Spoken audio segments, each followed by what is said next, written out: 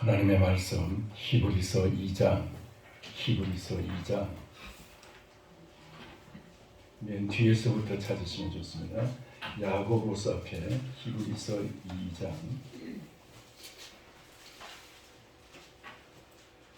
10절부터 18절 마지막 절까지 교독하겠습니다. 히브리서 2장 10절입니다.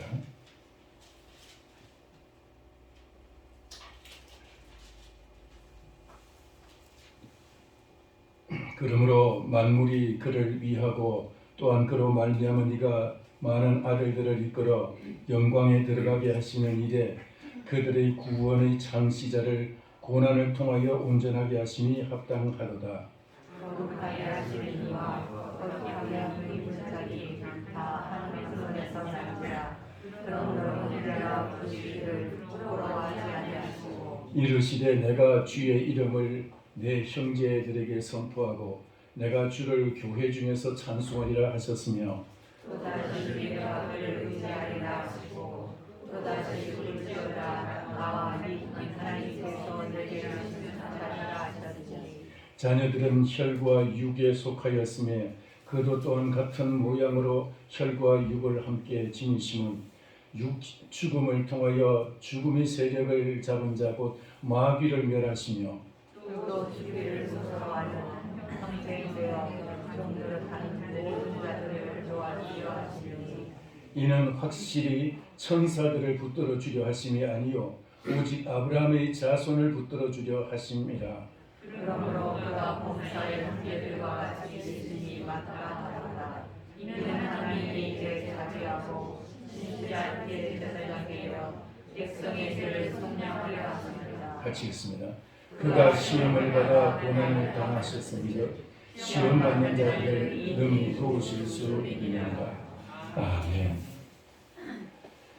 기도하겠습니다. 살아계신 하나님 아버지, 오늘 이 강단에 세우셔서 주의 말씀을 대언하게 하심을 감사드립니다.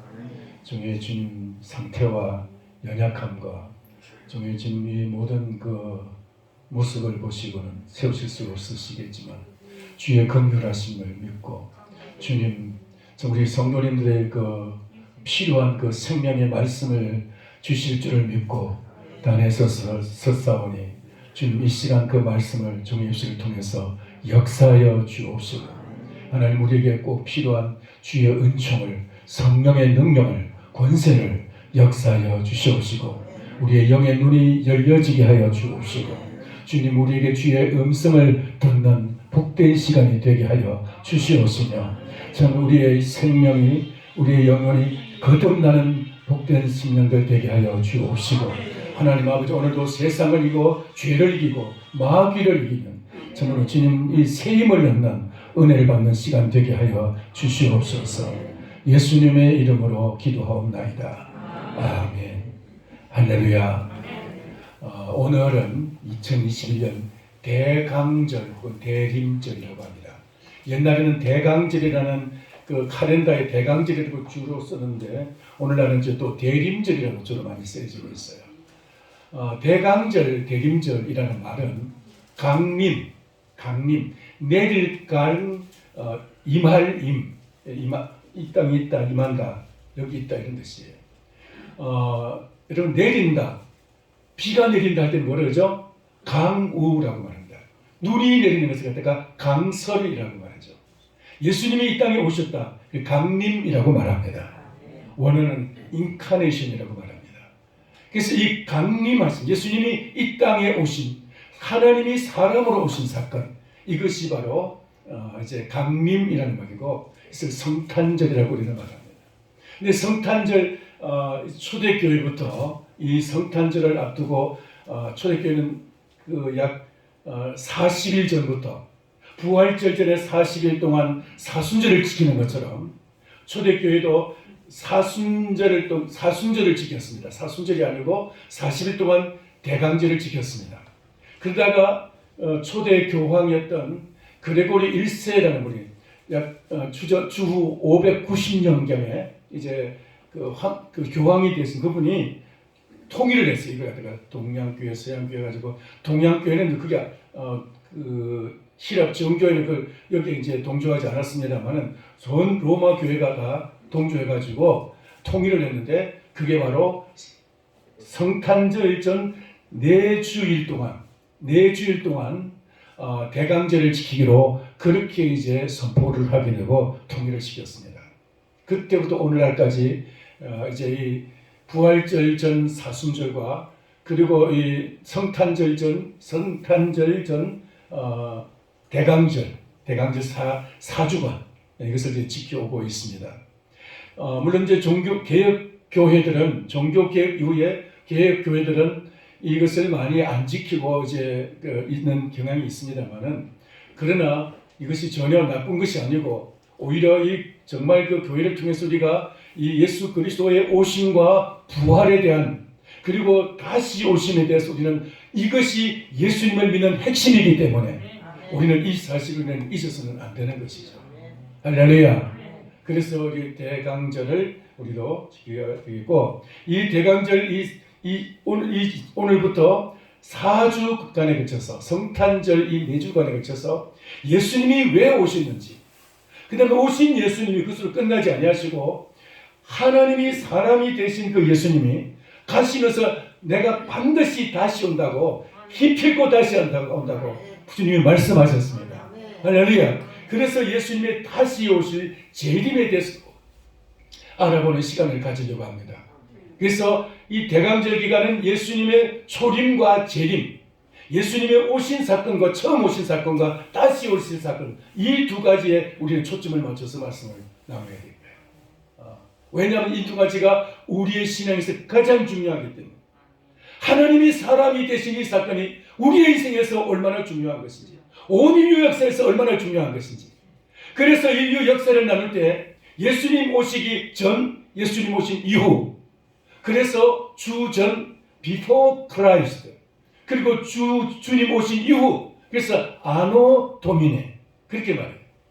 아노 도미네 그 이전을 주 전 해가지고 예수님 이전 before Christ 주님 오시기 전 그리고 그 이후는 이제 주님 오신 시대라는 뜻이에요. 주님의 시대 이런 뜻이에요. 주님의 시대.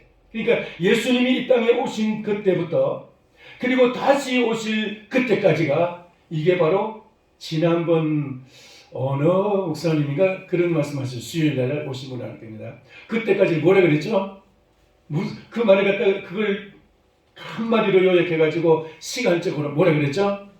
시간적으로 말세라 그랬어요.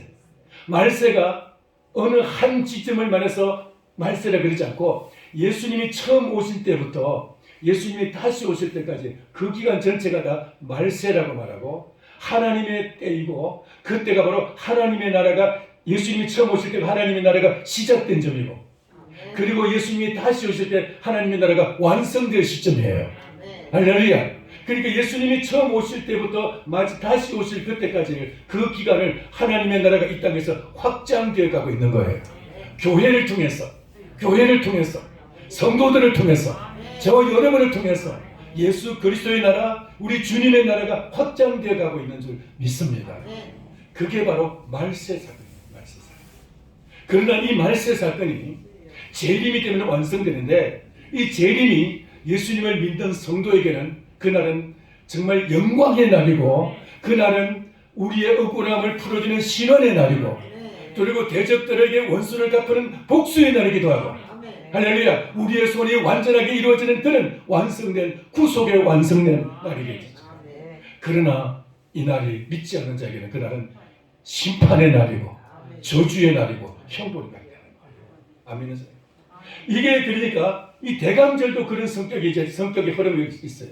초대교회는 이 대강절하면 예수님 오신 사건에 대해서 그들이 사모하고 예수님의 그 오심을 갖다가 기뻐하고 즐거워하고 사모하면서 다시 오실 예수님을 사모하는 그런 절기가 되었는데 그런데 이 날이 중세로 가면서 신앙이 타락하고 세속화되고 점점 변질되면서 그 대강절을 맞이할 때 이 대강절의 의미를 심판의 날로서 회개의 날로서 그냥 이 날을 정말 그 두려운 날로서 지키기 시작했어요.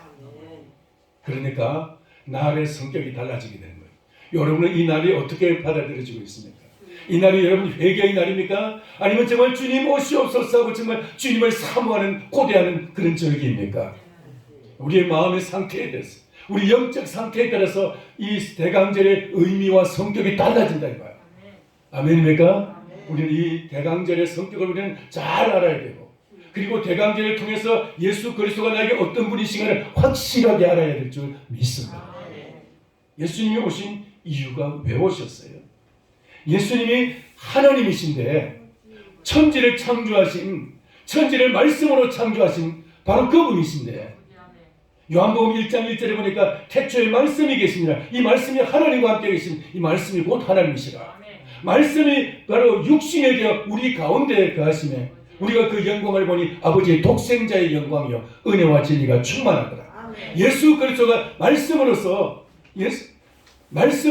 영원히 존재하시면서 천지를 창조하셨는데, 그분이 하나님이 사람으로 오셨어요. 말씀이 육신으로 오셨어요. 말씀이 육신으로 이 몸으로 오셨다는 거예요. 몸으로 오신 이 사건, 그게 바로 우리는 성탄절이라고 말하죠. 성탄이라고 합니다. 자, 이 사건이 왜 필요하냐면, 왜 필요해요? 왜 예수님이 이 땅에 오시느냐?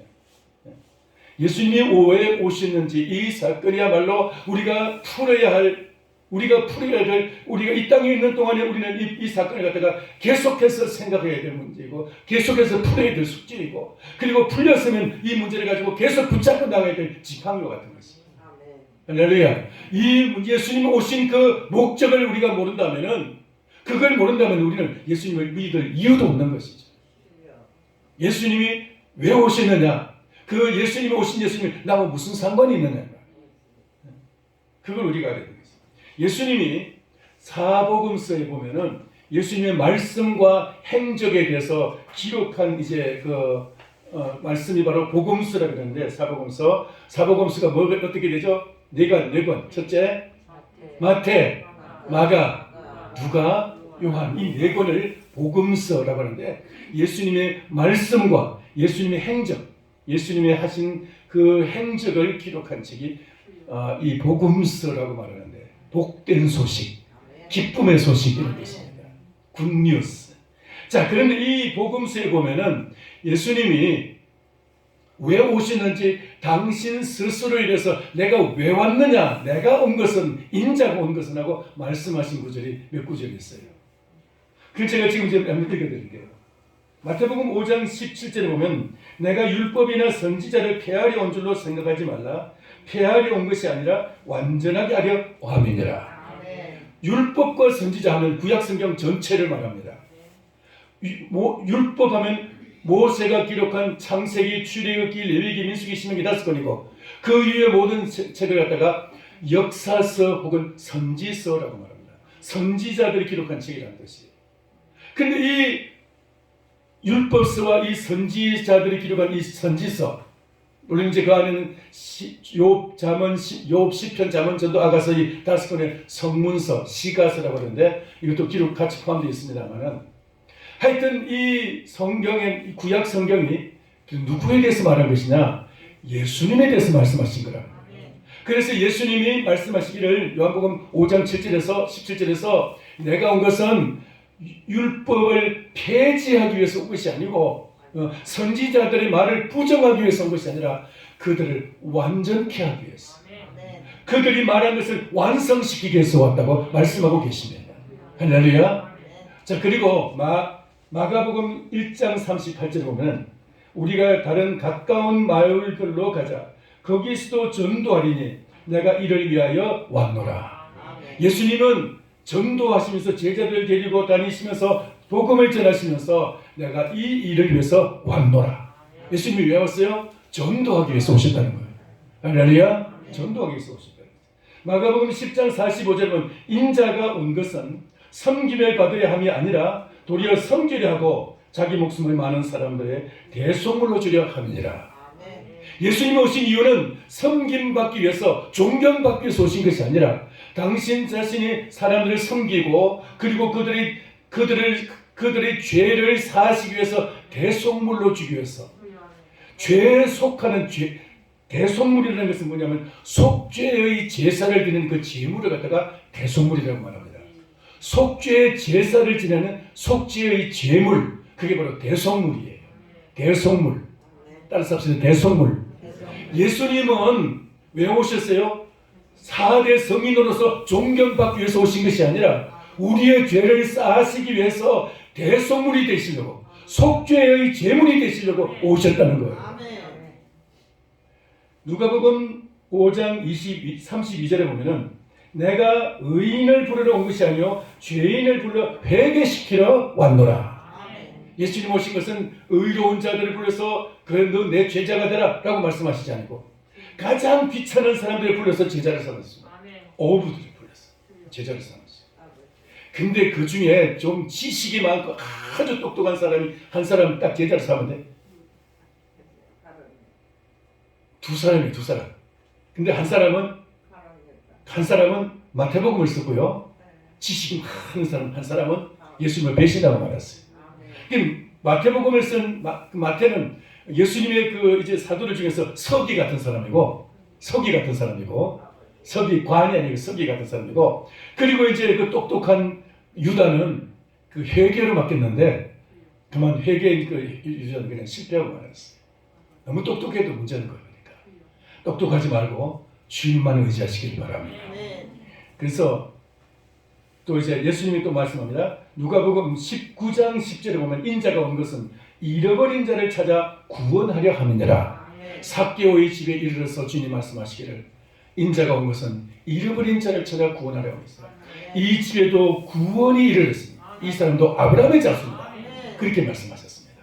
할렐루야. 그러니까 이 삭개오가 예수님을 영접하기 위해서, 예수님을 자기의 집으로 모시기 위해서 얼마나 많은 희생을 치렀는지 여러분 생각해 보시죠.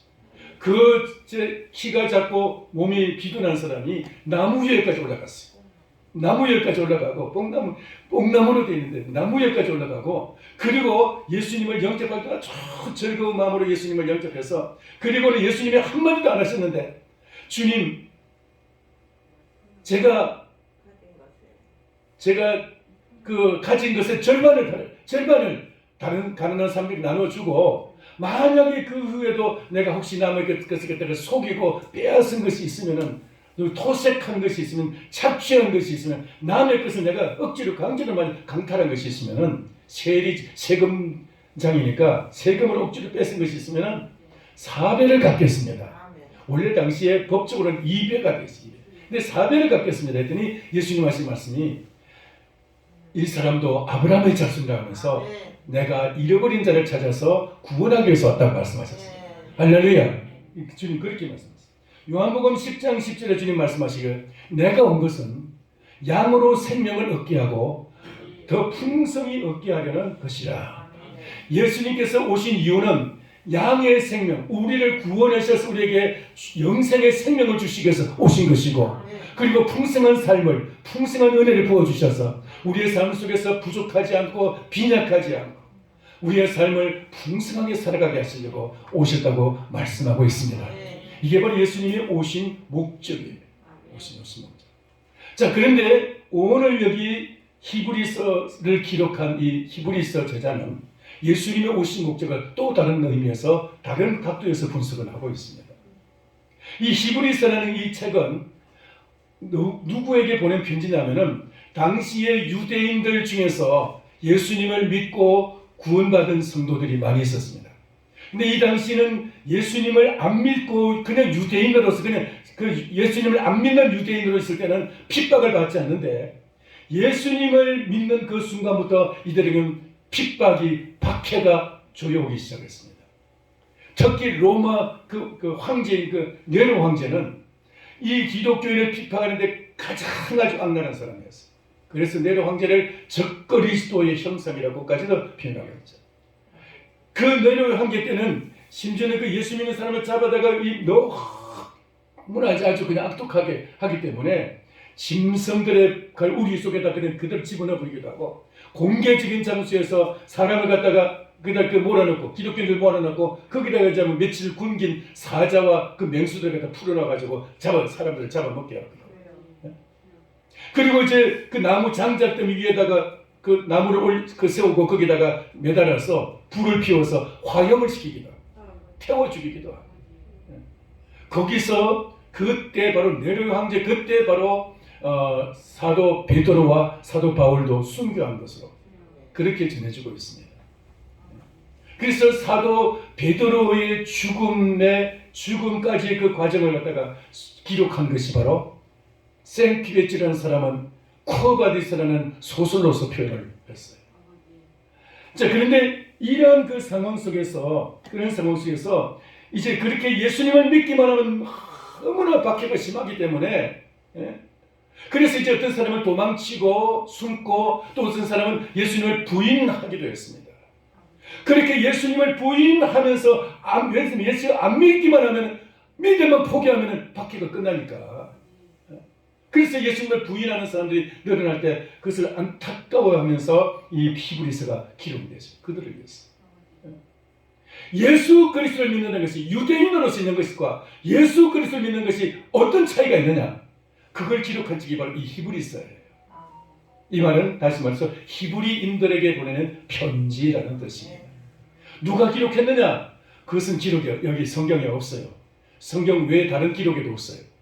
어떤 사람은 사도 바울이 혹은 또 이제 바나바가 기록했다는 사람도 있고 그 외에도 오네시모가 기록했다는 그런 설도 있긴 하지만은 누가 기록했는지 정확한 건 우리가 알 수가 없어요.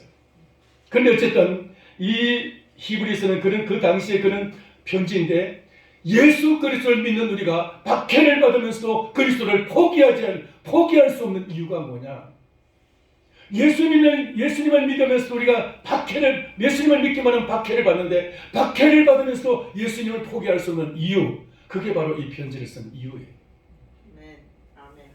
그래서 이제 그 1장에 보면은 천사들보다 위대하신 예수 그리스도. 하늘의 천사들 그도 얼마나 정말 대단한 존재들입니까? 하나님의 피조물인 천사들. 모든 선함의 상징적인 것은 천사 아닙니까? 사람들 중에서 천사 같다 그러면 뭐예요? 악한 것이 전혀 보이지 않는 사람. 천사 같다 그러죠. 근데 그 천사보다도 더 위대하신 분, 예수 그리스도인 것이죠. 천사들은 하나님에게 불임을 위해서, 하나님의 심부름을 위해서, 하나님께 쓰임받기 위해서 이제 하나님의 수족들로서, 하나님의 군대, 하나님의 심부름꾼으로서 천군 천사들이 있지만은, 그리고 예수님은 하나님의 아들로서, 하나님의 독생자로서 존재하시는 분이시다. 그러니까 천사 숭배와 예수님 믿는 것은 다르다 이 말이에요. 그 다음에 그 유대인들은 모세가 그들 이제 그 이스라엘 역사에서 가장 위대한 사람으로 알려지고 있습니다. 모세는 왜냐하면 모세오경 5권의 성경을 기록하고 이 유대인들을 하여금 그 애굽에서 해방시켜서 그들을 구원시켜서 시내산에서 하나님과 이스라엘 백성의 중보를 셔서 하나님과 이스라엘 백성과서 언약을 맺게 하고 그 언약의 중보자가 바로 모세예요. 그러니까 이 모세는 온 이스라엘 백성들에게 이스라엘 민족이 이스라엘 나라가 태동하는 시작되는 그 출발점이 바로 모세가 있는 사람. 우리나라로 치면은 이승만 대통령이 대한민국을 건국해야 되는데 그런 생각이에요. 우리나라 고대 설화에서 단군 신화 이런 식으로 생각했습니다. 물론 이제 단군과 다르지만은 조선시대 사람들은 태조 이성계가 제일 아마 그들에게서 존경받는 사람이었어요. 그렇게 보면 되는 거예요. 그렇게 이제 유대인들에게 굉장히 그 존경받는 모세지만 예수님은 모세보다 위대하신 분. 모세가 백성들에게 존경을 받는 것은 모세는 하나님의 종으로서 하나님의 하인으로서 충성을 했지만은 예수님은 하나님의 아들로서 충성하신 분이시다. 할렐루야. 그냥 아들과 하인과 비교가 됩니까 이게? 그러니까 그 당시에 모세를 숭배하는 사람들도 모세보다 예수 그리스도가 위대하신 분이라는 것을 알아야 된다는 것입니다. 모세를 숭배하면 예수님 안 믿어도 돼요. 그 사람들 그렇게 생각을 했어요. 그러면 핍박을 안 받아요. 근데 왜 우리가 예수님을 포기할 수 없느냐? 왜 우리가 예수님을 믿느냐? 모세는 하인이었고 예수님은 아들이셨다. 아멘. 여러분 누군가의 아들 되기를 원하십니까? 누군가의 하인 되기를 원하십니까? 아들이죠. 여러분이 하나님의 아들이신 줄 믿습니다. 목사가 종이라고 자기를 종이라고 불러도요. 그 종이라는 말도 굉장히 영광스러운 신분이십니다. 예수님의 종이 얼마나 영광스럽습니까? 그럼에도 불구하고 하나님의 아들이라는 양자라는 신분은 절대로 포기할 수가 없는 거예요. 할렐루야. 아들과 종은 다른 거예요. 그래서 이제 그렇게 위대하신 예수님, 그리고 이제 2장 이후에 이제 3장 이후는 이제 예수님을 대제사장으로 표현하면서 예수님은 당시 대제사장 아론이 1대 대제사장이에요. 1대 대제사장 아론인데 아론보다 위대하신 분이고 지금 이후에 모든 대제사장들보다 위대하신 분이시고 할렐루야. 예수님 그러니까 그런 위대하신 분이시다. 그걸 강조하는 책이 히브리서예요. 그리고 이제 예수님 또 이제 말씀해서 대제사장은 하는 일이 두 가지가 대표적인 일이 두 가지 있습니다. 물론 많이 있지만은 딱 두 가지가 대표적인 일인데 하나는 백성들이 오면 이제 성전에 오면은 그들의 죄를 대신해 죄의 속죄의 제물을 하나님께 드리고 죄 사함을 선포한다는 거예요. 죄 사함을 선포해요. 그러니까 속죄의 제물을 하나님께 속죄의 제물 그러니까 속죄 제사를 드리고 그리고 그들에게 죄 사함을 하면서 하나님의 이름으로 죄 사함을 선포하는 거예요. 이게 제일 큰 제사장의 사명이 대제사. 두 번째는 지속적으로 이스라엘 백성들을 위해서 가슴에 품고 백성들을 위해서 기도한다는 것이. 대제사장의 어깨에는 두 개의 큰 보석이 있습니다.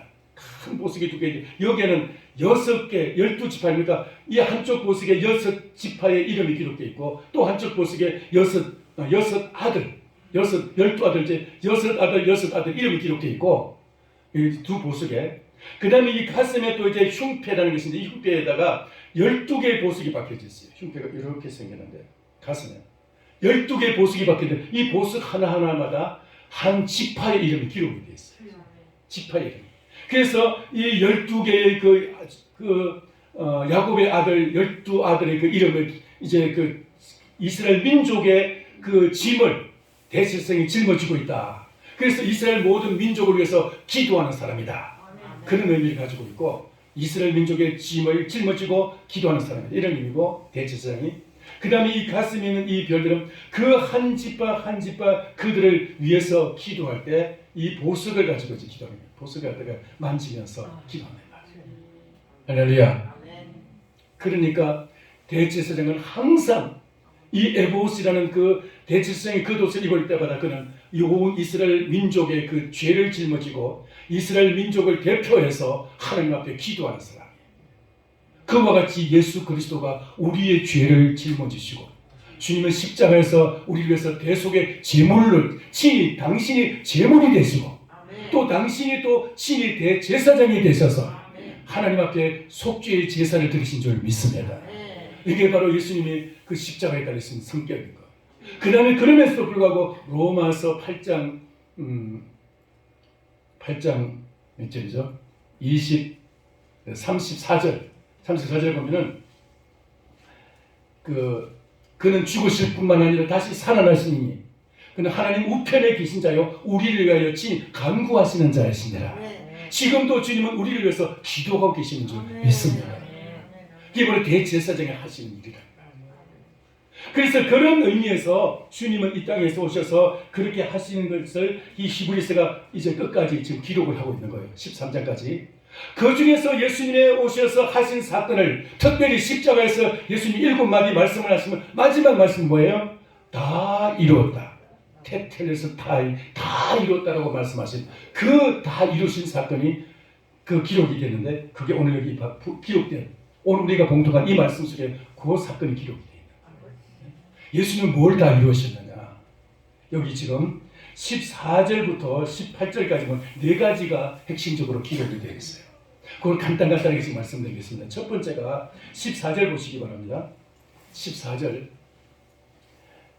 자녀들은 혈과 육에 속하였으며 그도 또한 같은 모양으로 혈과 육을 함께 지니시면 죽음을 통하여 죽음의 세력을 잡은 자 곧 마귀를 멸하시며 예수님이 왜 오셨어요?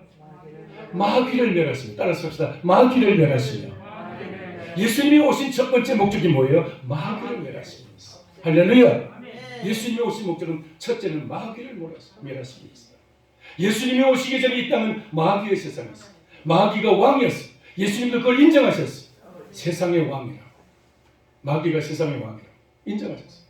마귀도 공공연하게 예수님 앞에 기도하는 40일 금식하여서 예수님께 찾아와가지고 네가 나한테 한 번만 절하면 내가 이 모든 세상을 다 너에게 다 주겠다고 넘겨주겠다. 한 번만 절하면. 왜냐하면은 이 세상은 하나님이 나에게 주신 것이기 때문에 마귀가 말하는 거예요. 하나님이 나에게 주신 것이기 때문에 내가 이 세상, 네가 나한테 절하면 내가 이 세상을 너한테 맡기겠다 이거야. 무슨 말입니까? 마귀가 왕이 되고 예수님을 그 밑에 있는 그냥 분봉왕 정도로 그러니까 예수님을 갖다가 총리 정도로 이제 그렇게 예수님을 임명하겠다는 거예요. 저라면 얼마나 마귀가 감교합니까? 그러나 예수님은 뭐예요? 예수님 뭐 어떻게 하셨죠? 사탄아 물러가라 그냥 딱 그냥 물리치시는 거예요. 그래서 근데 예수님은 그걸로 끝나지 않으시고 예수님이 십자가에 죽으시고 부활하심으로 말미암아 십자가에 죽으시고 부활하심으로 말미암아 마귀를 멸하시게 된 줄 믿습니다. 할렐루야. 이것이 처음 창세기 3장 15절을 원시복음이라고 말하는데 원시복음, 오리지널 복음, 오리지널 가스펠. 그러니까 원시복음이라는 것은 첫 복음이 첫 번째 이제 그 복음의 원조가 바로 창세기 3장 15절인데 그 말씀이 뭐냐면 뱀에 대한 말씀인데 뱀에 대한 하나님의 말씀인데 뱀에게 이제 아담의 아들이 와서 뱀에게 사람이 와서 내 머리를 상하게 할 것이고 너는 그의 발꿈치를 물 것이다. 그렇게 말씀하시는 장면이 나와요. 3장 15절에 그 말씀이 바로 예수님의 십자가의 사건과 똑같은 말씀. 십자가에서 예수님이 십자가에 죽으시고 부활하심으로 마귀는 머리가 박살난 존재가 되었고 그러나 예수님은 십자가에 죽으심으로 발꿈치 물릴 정도로 상하신 거예요. 그걸 이미 창세기 3장에서 이미 말씀을 하신 거예요. 자, 그런데 이와 같이 마귀를 멸하기 위해서 오셨다. 첫 번째, 예수님은 왜 오셨어요? 마귀를 멸하시겠어. 자, 두 번째로 15절 보시기 바랍니다. 또 죽기를 무서워함으로 한평생 매어 종노릇하는 모든 자들을 놓아주려 하시니 죽기를 무서워함으로 한평생 매어 종노릇하는 모든 자를 이게 모든 인간들은 다 마찬가지. 이 땅에서 죽음을 두려워하지 않는 사람이 누가 있겠어요? 죽음은 이 땅의 모든 인생들에 다 두려워하는 존재. 근데 이 죽음은 왜 왔습니까? 죽음은 원래부터 하나님이 창조했을 때 죽음도 함께 창조된 것이 아니고 인간이 창조될 때 인간이 짊어지고 나온 운명 같은 것이 아니고 죽음은 죄값으로 온 것이. 히브리서 9장 27절은 죄값은 사망이라고 했어요. 죄송합니다. 로마서 3장 하여튼 그 죄값은 사망이라고 했어요. 죄값은 사망인데 이 죄값은 제가 자꾸 이제 좀 헷갈리고 그러네요. 성경 구절이. 죄값은 사망인데 그러니까 사망이라는 것이 원래부터 있었던 것이 아니고 하나님은 창조하실 때 죄를 알지도 못하시는 죄와 상극인 분이세요. 하나님은 생명의 하나님이시고 빛의 하나님이시기 때문에 하나님과 사망과는 완전히 상극 관계인 거예요. 하나님이 가시는 곳에는 사망은 물러가게 돼 있어요. 아멘. 그러니까 하나님이 창조하실 때 아담과 하와를 하나님이 형상대로 창조하신데 사망이 거기에 함께 창조가 됐겠습니까? 아닌 거예요. 사망은 함께 창조된 것이 아니고 아담과 하와가 범죄한 이후에 하나님께서 아담에게 말씀하시기를 이 동산 중앙에 있는 나무의 열매를 먹지 마라. 이것을 먹으면 진정, 정령, 진짜 기필코 반드시 죽으리라. 죽는다 그랬어요. 근데 그걸 따먹고 나니까 그들이 죽은 거예요. 죽어 먹은 거예요. 그게 죄값으로 오는 것인데 사망이. 그런데 예수 그리스도가 십자가에 죽으시고 부활하심으로 말미암아 이 죽음을 이기시게 되고 죽음을 멸하시게 되고 죽음을 결박하신 것이 할렐루야. 죽음으로부터 승리하신 줄 믿습니다. 예수 그리스도를 믿는 것은 뭡니까? 죽음에서 다시 부활하는 새 생명, 영생의 생명, 부활의 생명을 얻게 되는 줄 믿습니다. 예수 생명, 부활 생명인 것입니다. 따라서 예수 생명, 부활 생명. 예수 생명, 부활 생명. 예수 그리스도를 믿고 예수님을 영접한다는 것은 예수님이 죽음에서 부활하신 것처럼 예수 그리스도가 우리 안에 오셔서 우리의 이 죽을 몸도 다시 살렸습니다. 할렐루야. 우리가 왜 말씀을 듣습니까? 이 말씀이 바로 이 죽음을 이기는 힘인 거예요. 말씀이 바로 죽음을 이기는 생명의 씨앗이고 생명의 양식인 거예요. 말씀은 바로 이 모든 죽음을 멸하고 죽음을 갖다가 이제 분해시키고 그리고 이제 생명으로 대체시키는 그런 능력 있는 그런 말씀인 줄 믿으시기 바랍니다. 왜 주일날 와서 말씀을 들으면 다른 시간은 다 괜찮은데 말씀을 들으면 설교 들으면 왜 이렇게 졸리는지 모르다고. 그것은 죽음을 물리치고 부활 생명을 내게 받아들이는 과정에서 오는 우리 속에 있는 싸움인 거예요. 아멘. 우리 안에서 죽음과 생명이 삶과 죽음이 우리 안에서 전쟁을 일어나는데 죽음을 물리치고 죽음의 기운이 내게서 떠나가게 되고 생명의 기운으로 부활의 기운으로 영생의 기운으로 세우려고 해요. 이것이 바로 막 졸리기도 하고 힘들기도 하고 마귀가 그걸 방해도 하고 그러는 거예요. 이 과정에서 승리하기를 축원합니다. 왜 주일날 꼭 와서 이 말씀을 드려야 됩니까? 그래서 그 생명의 말씀을 통해서 우리 안에서 사망 권세를 쫓아내는 것이기 때문에 그래서 우리 생명의 말씀을 드려야 되는 거예요. 그래서 예수님이 오신 목적이 바로 십자가에서 예수님 죽으신 목적도 바로 이와 같이 왜 오셨어요? 왜 죽으셨어요? 그것은 우리로 하여금 죽음을 이기고 죽음을 이길 생명의 능력으로 우리 안에서 채우게 하시기 위해서. 할렐루야. 생명의 능력을 채우시기 위해서. 여러분 믿음이 점점 성장한다는 것은 봉사를 더 많이 해간다 그런 의미가 아니고 물론 믿음이 강해지면 봉사도 더 많이 하게 되어 있습니다. 근데 봉사를 많이 한 것이 그것이 믿음의 증거가 아니에요. 증거는 아니에요. 진정한 믿음의 증거는 우리 속에서 사망을 이기고 죽음의 권세를 쫓아내고 우리 안에서 생명의 기운으로 채워넣는 거예요. 아멘. 그게 진정한 믿음입니다. 그렇게 하면은 우리가 주를 위해서 교회를 위해서 성도들을 위해서 이웃을 위해서 섬기고 봉사하고 사랑하고 희생도 하고 할 수가 있게 되는 것이죠. 예수님을 닮아가게 되는 줄 믿습니다. 근데 그것이 바로 그 결과인 거예요. 결과. 결과와 목적은 다른 거예요. 결과로 나타나는 것이 그 목적으로 삼으면 안 돼요. 자, 그리고 세 번째로 16절 보시기 바랍니다. 16절, 17절, 16절, 17절. 17절 그러므로 그가 범사의 형제들과 같이 되시니 마땅하도다. 이는 하나님이 그의 자비하심으로 신실한 대제사장이 되어 백성의 죄를 속량하려 하심이라. 백성의 죄를 속량하려 하심이라. 잠깐만요. 죽음, 지금 마귀와 죽음 얘기 끝냈고요. 백성의 죄를 뭐하기 위해서라고 했죠? 속량하기 위해서라고 했습니다. 아까 이미 대제사장 말씀하시면서 말씀드렸는데 백성의 죄를 속량하기 위해서 오셨다. 속량이라는 말이 바로 값을 지불하고 샀다 그런 의미예요. 옛날 그 노예 지도가 있을 때 이제 노예 시장에 가면은 그 값을 매겨놓습니다. 목에다가 이제 그 사람의 값을 매겨놔요.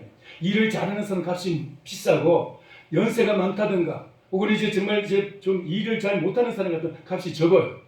그리고 남자들은 힘이 세고 이제 일을 잘하면 이제 값이 많고 여자들은 좀 힘이 약하고 일을 잘 못하니까 좀 값이 좀 적고 이렇게 이제 차이가 나요. 근데 이제 사람이 가서 그 가격표를 보고 값을 지불하고 사요. 사가지고 그리고는 이제 그 산 사람을 가지고 그다음에 이제 그 매매 정서가 있습니다. 집 지으면 등기 매매 정서가 있는 것처럼 그와 같이 매매 정서가 있는데 그 정서를 찢어버리면서 이제부터는 너는 자유다 라고 선포하는 거예요. 그래서 그 값을 지불하고 그 노예를 사는 것을 속량이라는 말을 쓰고 있어요. 속량이라는 말은 값을 지불하고 내가 샀다 그런 거예요. 예수님이 죄에 의해서 마귀에게 사로잡혀 있는 마귀의 종로로 타는 우리 인생들 사망의 죽음의 권세의 종로로 타는 우리들을 주님이 값을 지불하고 우리를 사셨어요.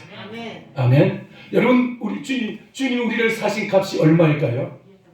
고대 시대에 산 사람이 남자가 팔릴 때는 은 30냥을 팔았어요. 은 30세겔. 여자가 팔릴 때는 은 15세겔, 20세겔을 팔렸어요. 조금 적어요. 자, 그런데 예수님도 은 30에 팔리셨죠. 예수님도 은 30에 팔리셨는데 가룟 유다에게 돈 은 30이었는데 근데 그게 진짜 값이 아니고 예수님이 우리를 사실 때 그 값은 얼마냐? 예수님의 목숨값이 우리의 몸값이에요. 할렐루야.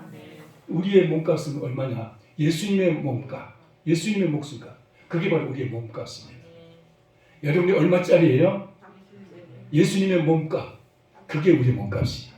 은 30이 아니고 그 존귀하신 창조주이신 그 주님이 이 땅에 오셔서 당신이 죽으실 필요도 없는 죄도 없으신 예수님이 십자가에서 죽어가시는 그것을 바로 나를 위해서, 우리를 위해서 주님이 그렇게 죽어주심으로 그 속량, 그 값을 지불하셨기 때문에, 우리의 몸값을 지불하셨기 때문에 예수님의 생명이 바로 우리의 몸값인 줄 믿습니다. 할렐루야. 그러니까 여러분 얼마짜리예요? 되게 비싼 사람들이에요.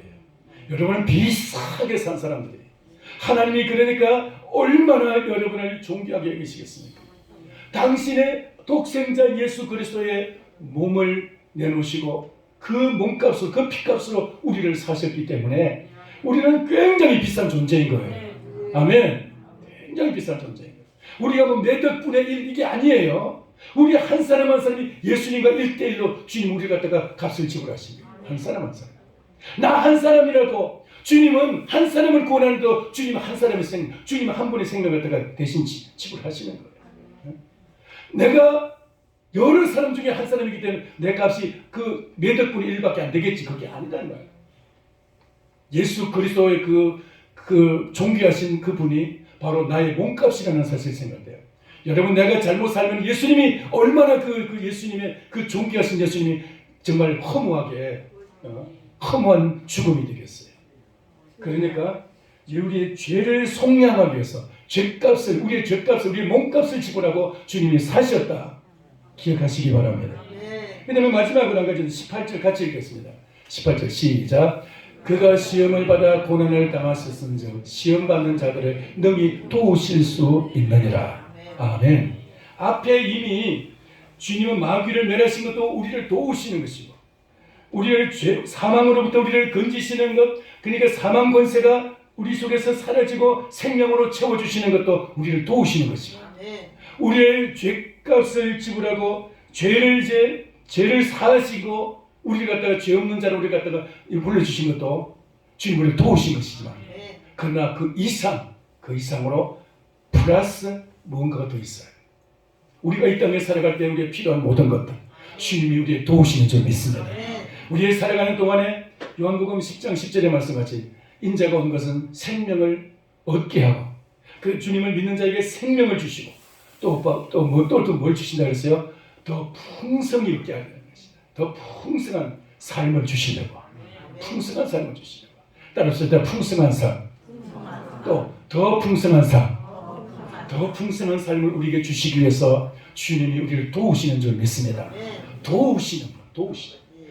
시험 받는 자들 능히 도우실 수 있는 예수님도 시험을 받아보시고 예수님도 고난 당하신 이유는 시험 받는 우리를, 고난 당하는 우리를 도우시려고.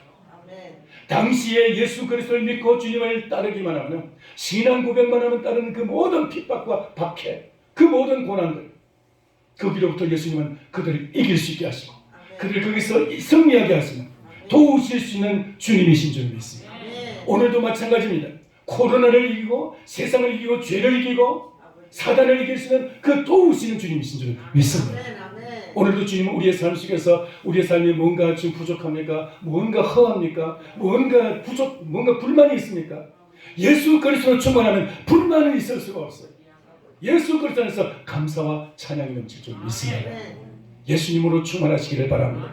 그래서 감사 찬양이 넘치기를 축원합니다. 우리는 뭔가 그 도움이 부족할 때, 자꾸 불만을 터뜨려요.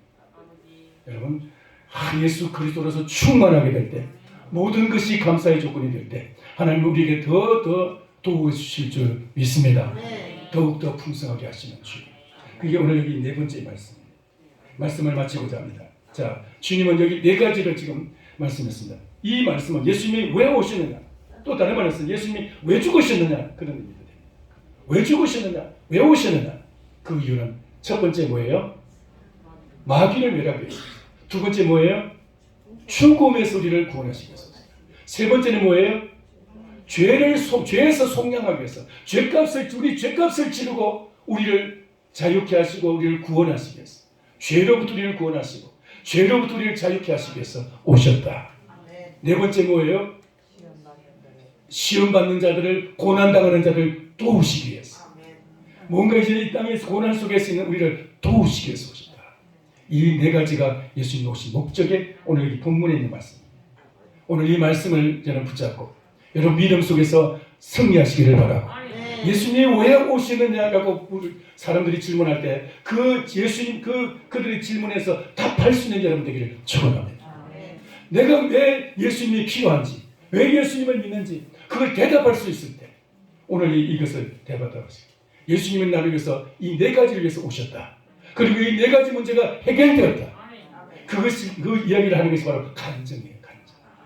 여러분이 그 다니엘 기도에 참석하신 분들은 여기 참 얼마나 많은 그 간증자들 보면서 그분들이 그 간증이 여러분 다 말하자면 이제 참 완전히 밑바닥을 치고 맨 밑바닥을 경험하고 그 밑바닥에서 이렇게 끌어올려가지고 그 간증할 정도로 그 풍성한 삶을 누릴 수 있도록 하나님 그들을 높이셨어요. 아멘. 저 여러분에게 이런 은혜가 있기를 축원합니다. 아멘. 기도하겠습니다.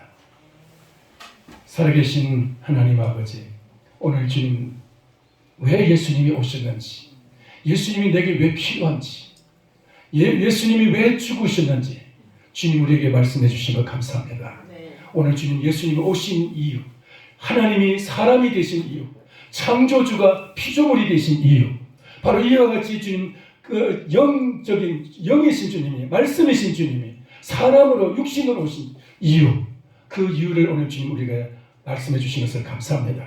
이 말씀을 우리가 마음에 새기고 정말 우리에게 예수 믿는 이유를 묻는 자들에게 담대하게 이 말씀을 전할 수 있도록 역사하여 주시옵소서.